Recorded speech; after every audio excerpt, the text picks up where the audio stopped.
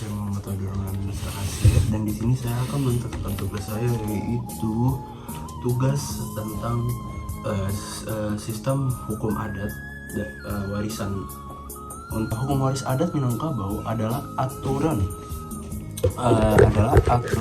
warisan yang berlaku dalam masyarakat Minangkabau yang menganut sistem kekerabatan matrilineal, yaitu garis keturunan ditarik melalui pihak ibu. Sistem ini berbeda dengan hukum waris Islam maupun hukum waris perdata karena kedudukan perempuan sangat penting dalam warisannya. Jadi sebelum saya lanjut, hukum waris dalam adat Minangkabau itu sangat berbeda dengan hukum adat pada umumnya.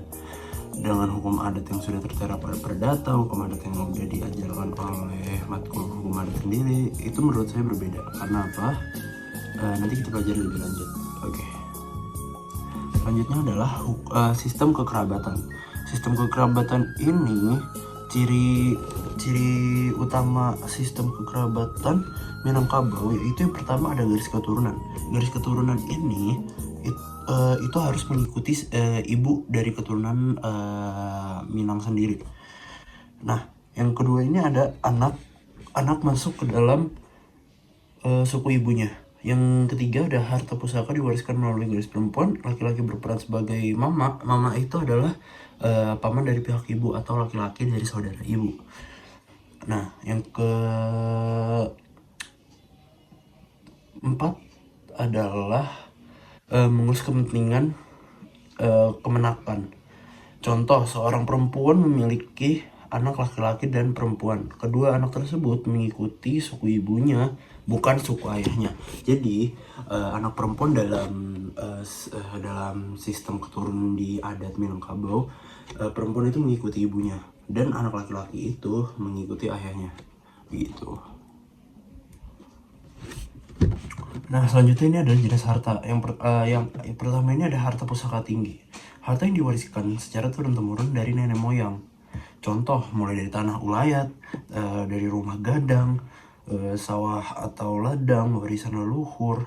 Karakteristiknya itu ada 3, tidak boleh diperjualbelikan sembarangan, menjadikan milik kaum atau keluarga besar, diwariskan kepada keturunan perempuan dalam garis ibu.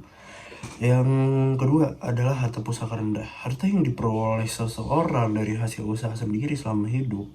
Contoh, gaji, rumah hasil, kendaraan, usaha. Karakteristiknya ada 2, yaitu dapat diwariskan. Yang kedua, tidak terikat oleh ketentuan apapun. Gitu. Oke, lanjut. Ini adalah ahli waris. Ahli waris itu ada 2 ya. Yang pertama saya jelaskan terlebih dahulu. Untuk harta pusaka tinggi, ahli waris utama adalah anak perempuan.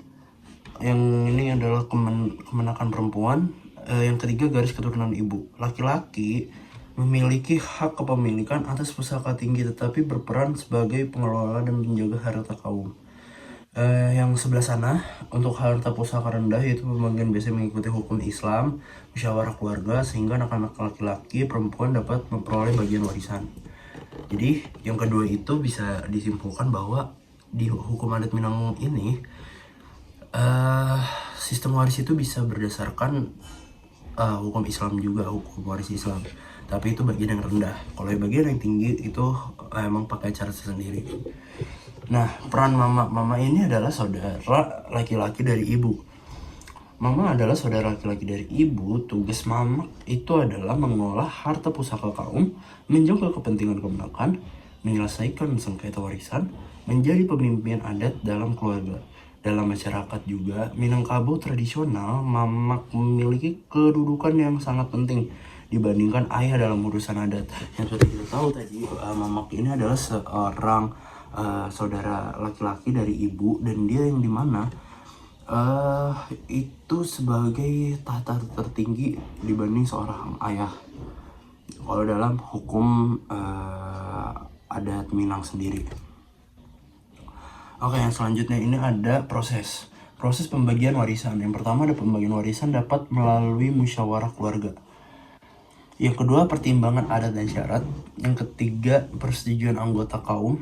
Yang keempat, penyelesaian sengketa oleh ninik, mamak, atau lembaga adat. Prinsipnya itu ada 4 ya: kekeluargaan, musyawarah, keadilan, menjaga keutuhan kaum. Jadi dengan adanya proses ini, kami orang Minang itu untuk menghindari yang namanya perseteruan keluarga, alias persatuan yang sudah banyak yang terjadi, yaitu tentang pembagian warisan, tentang yang lain-lain, dan sehingga terjadi perpecahan. Jadi prinsipnya pembagian adat ini untuk warisan yaitu kekeluargaan, musyawarah, keadilan, dan menjaga keutuhan kaum. Nah, yang terakhir itu adalah kelebihan sistem waris. Kelebihan sistem ini adalah menjamin keberlangsungan harta keluarga, melindungi perempuan secara ekonomi, menjaga identitas dan keberlangsungan suku, mengurangi kemungkinan harta keluarga hilang karena dijual keluar kaum. Oke, sekian dari presentasi dari saya. Kurang lebihnya saya mohon maaf, dan mungkin kekurangan di video saya ini banyak kurangnya. Terima kasih dan sampai jumpa.